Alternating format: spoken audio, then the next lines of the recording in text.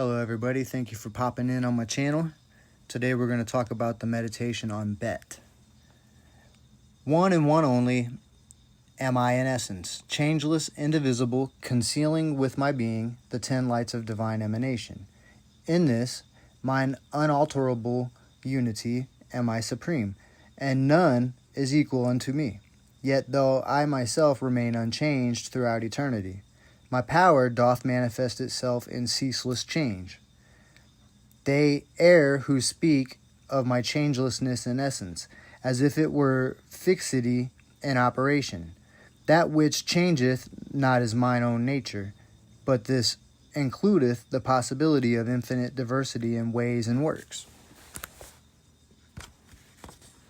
For the uninstructed, this is a stumbling block. Confused by words of double meaning, they perceive not that this mine immutable nature is an essence whose first ground is life, and not mere being.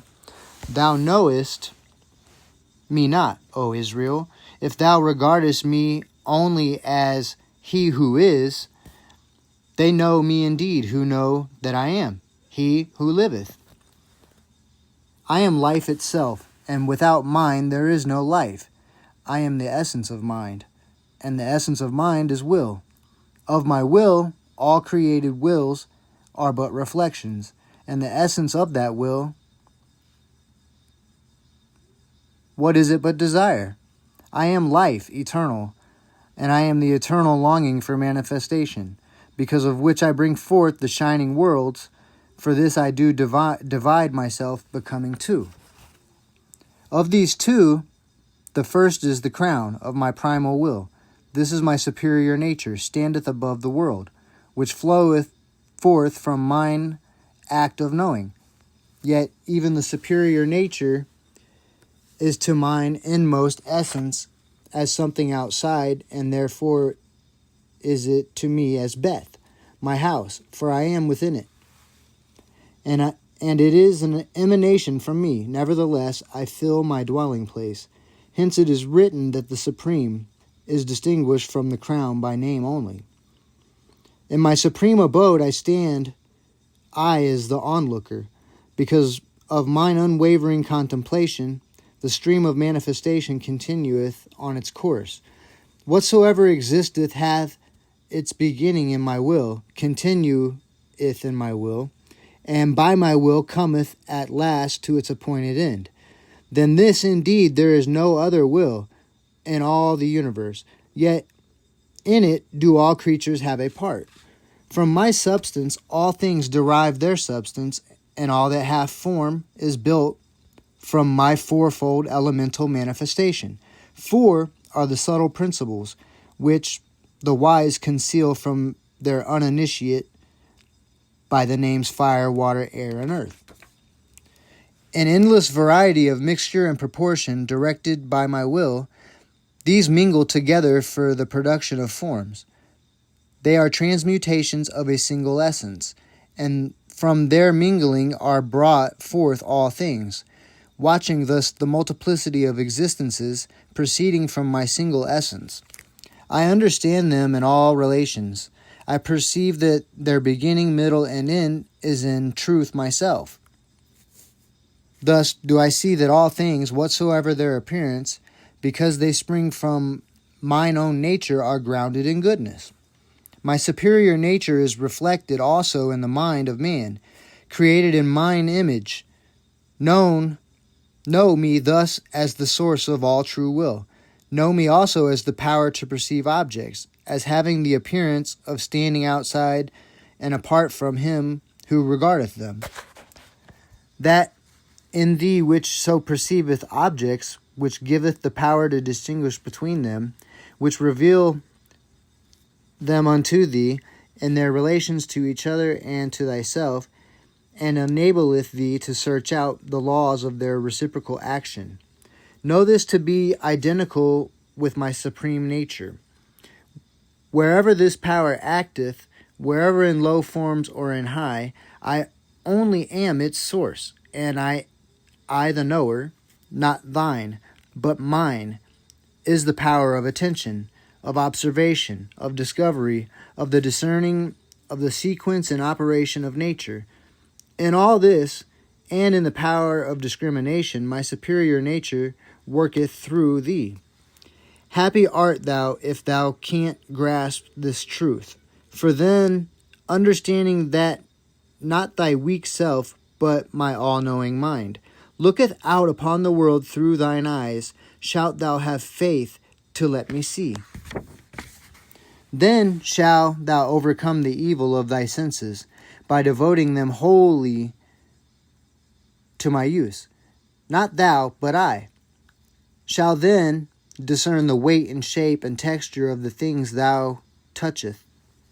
Not thine, but mine, shall be knowledge of scent and savor, gained through nose and tongue, and when I use thine ears for hearing, they shall be attuned to the sweetest harmonies, where now they are assailed by strident discord. So shalt thou become a partaker in the bliss of mine experience of the universe, a joy unknown to those unperfected soul whose time of realization is not yet at hand. Comment on Bet. The 10 lights are the 10 Sephiroth, represented by the circles on the diagram of the Tree of Life, used as a frontispiece in this volume. Their names are Kether, the crown, primal will; Hakma, wisdom; Bina, understanding; Hesed, mercury; Gabura, strength and severity; Tipperet, beauty; Netzach, victory; Hod, splendor; Yesod, foundation; Malkuth, kingdom. The second, fourth, and seventh Sephiroth form the pillar of mercy, named after the fourth Sephirah opposed to them. Yet their complements are the third, fifth, and eighth Sephiroth, which form the pillar of severity, named after the fifth Sephirah. The middle pillar, composed of the first, sixth, ninth, and 10th Sephiroth, is named the pillar of mildness. The 10 Sephiroth are also divided into supernal triad, which includes the first 3, and a heptad, which includes the Sephiroth from Hesed to Malkuth. This heptad is the basis for many septenary schemes to be found in the literature of occultism, yet always behind the 7 and beyond it is the supernal triad, for the Book of Formation tells us the lights of emanation are 10 and not 9, 10 and not 11. That is, neither more or less. I am the eternal longing. This is an example of the author's use of gematria, the Kabbalistic method of establishing identities of meaning between words and the same number. Each Hebrew letter is also a number. The number of a word is the sum of the numerical values of its letters. The Hebrew for longing is tawava,